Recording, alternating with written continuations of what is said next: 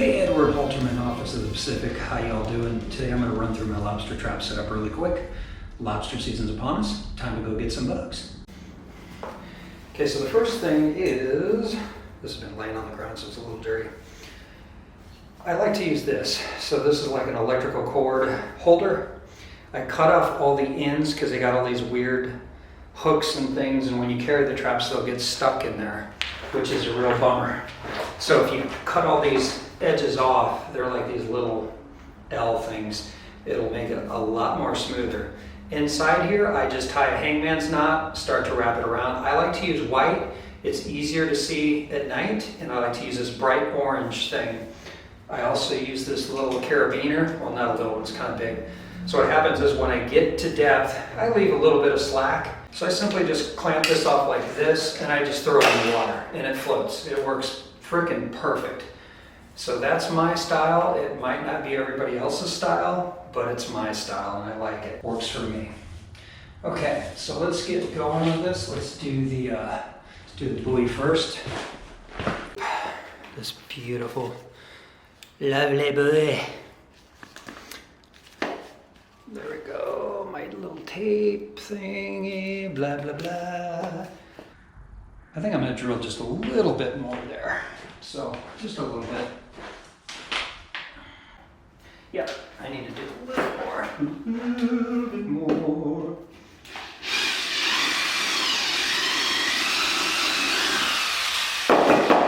So this is for the counterweight, this is of course for the ballistic.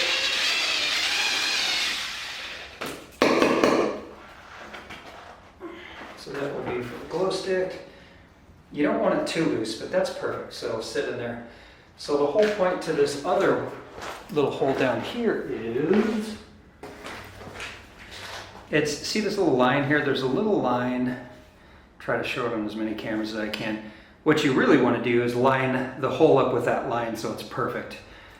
And what happens is when you knock this little 3 or 4 ounce weight in there, when the buoy's sitting in the water, it spins around. So then your glow stick is upright, and it's pretty cool.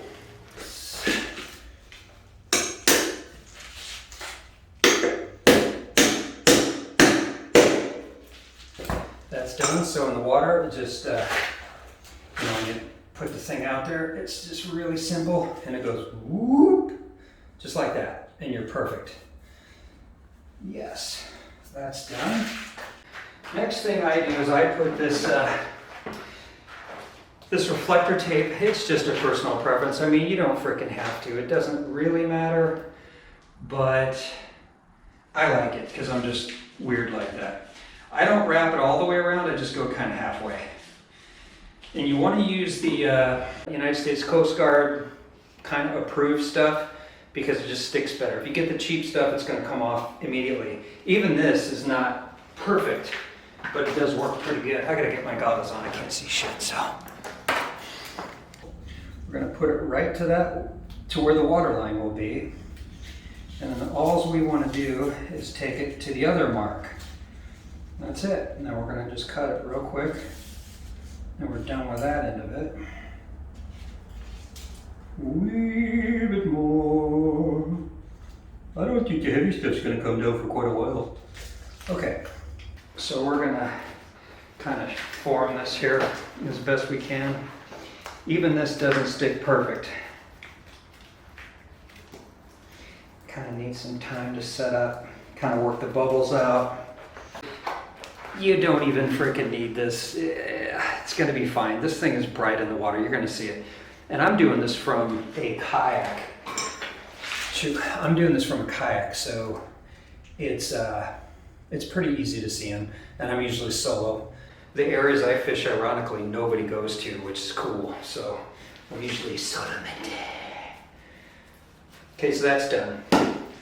So next, let's do the go numbers.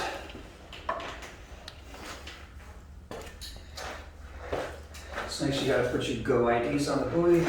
I put it right on top, so if you are checked by the DFG, it'll be right there, so.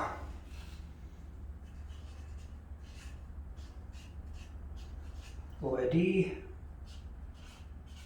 100.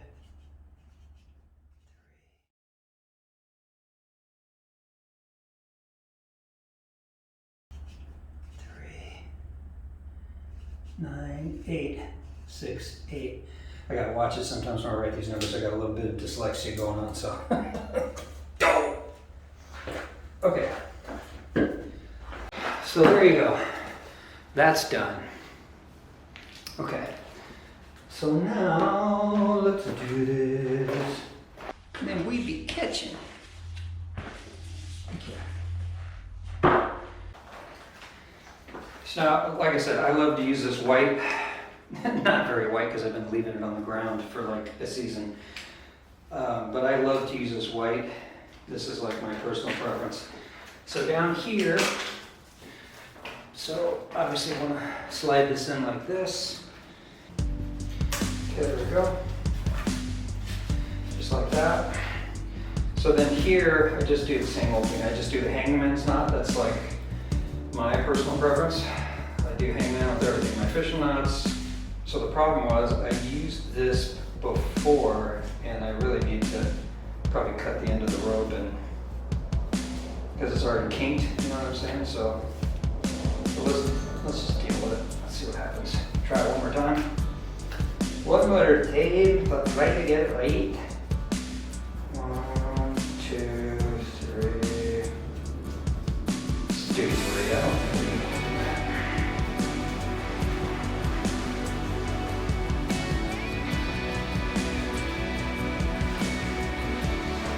One more tape. Okay. So something like that. Whatever. I usually singe the end of that. So,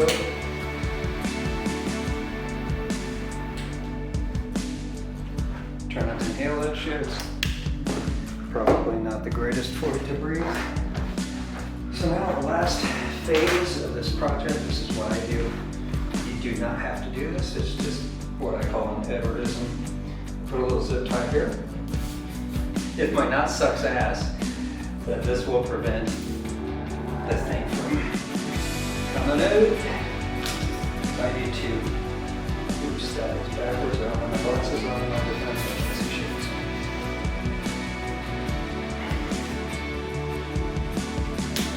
Okay, another Edwardism I do. I put a little tape on that.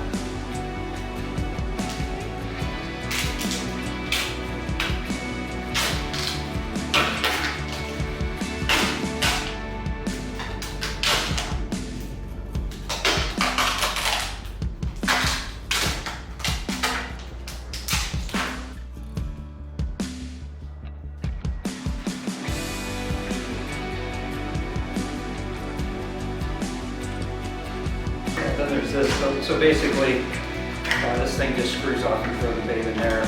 This is kind of seal proof. You can just kind of put it around this ring. That's usually what I do. Pretty easy. Hey guys, so I'm finished with my net. It's freaking awesome. So next thing to do is go find the bugs. Hope you guys enjoyed this. I appreciate it. See you.